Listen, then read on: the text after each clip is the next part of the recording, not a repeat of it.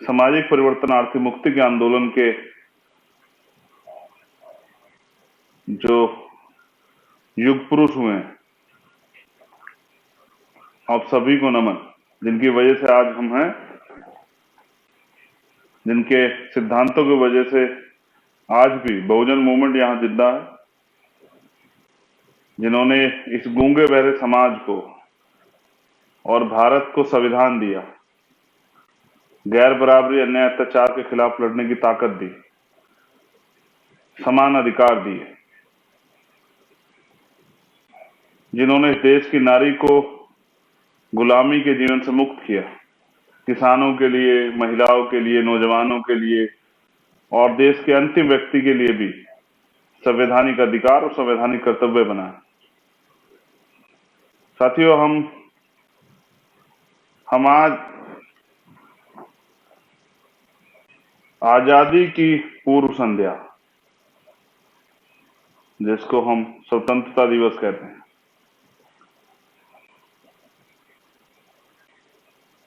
15 अगस्त 1947 को हमें आजादी मिली और कल हम लोग 75वां स्वतंत्रता दिवस, आजादी का दिन मनाएंगे। लेकिन साथियों, ये आजादी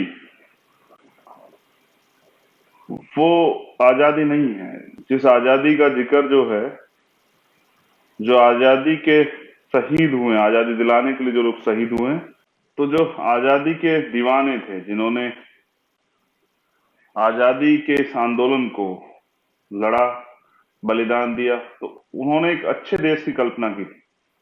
जैसे मैंने कहा कि 75वां आजादी का दिन हम लोग मनाएंगे, लेकिन आजादी मिली कहां है और किस चीज से आजादी? बस गौर अंग्रेज चले गए, सत्ता उन लोगों के हाथ में चली आई जिन्होंने ऐसा कुछ करना ही नहीं था कि जिस वास्तविक आजादी का एहसास देश की जनता कर पाती। क्या महिलाओं को इस देश में आजादी मिली? और अगर मिली होती तो क्या आज भी छोटे छोटे बच्चों का रेप होता, उनकी हत्याएं होती? क्या आज भी महिलाएं देश के किसी कोने में रात में घूम सकती हैं?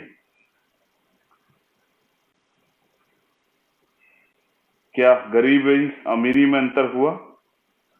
जो अंतर था वो खत्म हुआ? आज भी गरीब सुबह उठता है तो उसके मन में एक ही सवाल रहता है कि आज के परिवार का भोजन, उसका भोजन कैसे तैयार होगा, उसके लिए उसको मेहनत मजदूरी करनी पड़ेगी। जो गैर बराबरी तब थी, आज भी वो बड़े पैमाने पे कायम।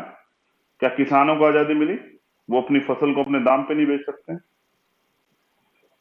क्या नौजवानों को आजादी मिली? अच्छी शिक्षा की, रोजगार की? क्या वंचित वर्ग के लोगों को आजादी मिली? आज भी उनका जीवन, आज भी जिस देश में आजादी के इतने दिन बाद, संविधान लागू होने के इतने दिन बाद 84 करोड़ लोग सस्ते भोजन पर डिपेंड हो कि उनको सस्ता राशन सरकार देती है, तो समझिए उस देश की तरक्की में कितना काम हुआ। क्या आज भी छुआछूत खत्म हुआ? गैर बराबरी खत्म हुई? जाति का अहंकार खत्म हुआ? जाति के नाम पे उत्पीड़न खत्म हुआ? तो कैसी आजादी? आजादी का मतलब ये नहीं कि भारत जिंदाबाद के नारे लगाए जाएं। आजादी तो वो जो देश के अंतिम व्यक्ति को भी वो विश्वास, वो समान अधिकार और वो अवसर प्रदान करे जिसके बाद देश तरक्की की राह पर चले। क्या होता है देश प्रेम? देशभक्ति के नारे लगाना या एक दिन देश के आजादी का जश्न मनाना, पटाखे फोड़ना, नाचना, इसको आप आजादी समझते हैं? ये आजादी नहीं है। ये तो हम लोगों ने अपने मन में एक दिन का अवसर बनाया कि हम लोग खुश हो जाएं, और क्या इस एक दिन के बाद पूरे एक साल हम लोग क्या देश के बारे में सोचेंगे? देश की तरक्की के बारे में, देश में जो समस्या है उनके निवारण के बारे में,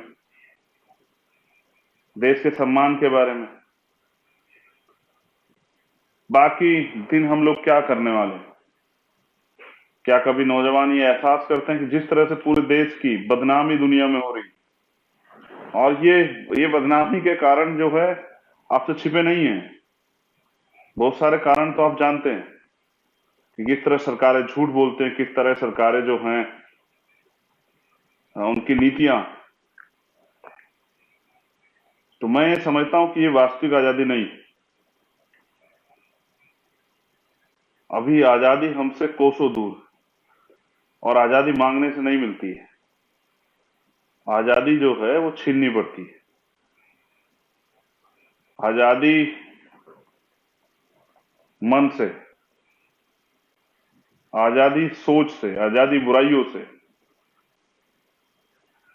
और गुलामी से भी आजादी।